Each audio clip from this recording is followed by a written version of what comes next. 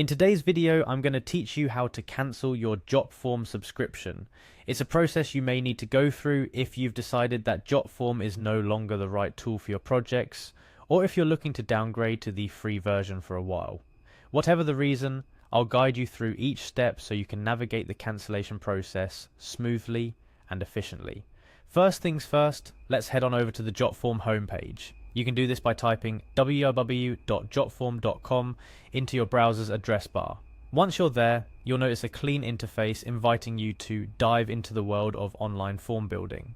But since our mission today is to cancel a subscription, we'll need to log into our account.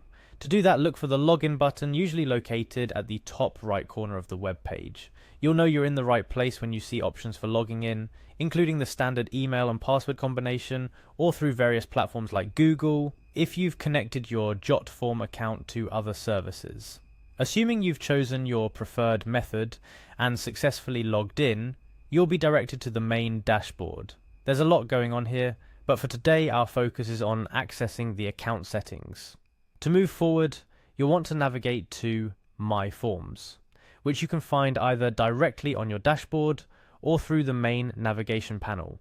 Once in the My Forms section, glance towards the top right corner of your screen.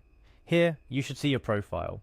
Clicking on this will bring down a menu with several options.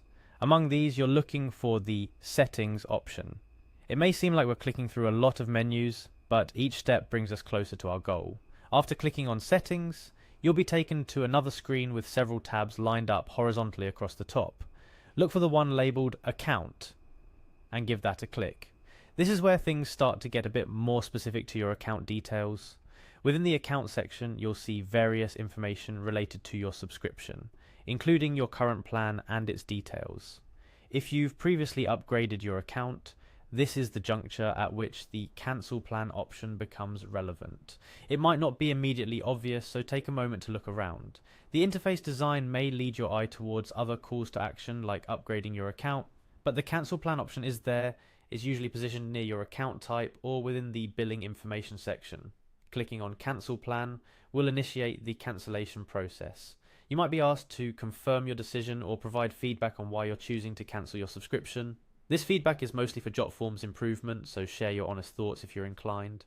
What's crucial to note here is that Jotform, like many online subscription services, may have a policy in place regarding the timing of cancellations.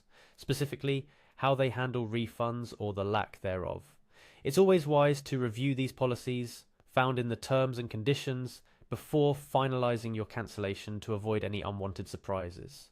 Once you've completed these steps and confirmed your cancellation, your subscription to Jotform will be set to expire at the end of your billing cycle. Remember, you can still use Jotform's free services after cancelling a paid subscription, but with limited features. That wraps up our guide on how to cancel your Jotform subscription. While it might seem a bit daunting at first, following these steps will help ensure a hassle-free cancellation process.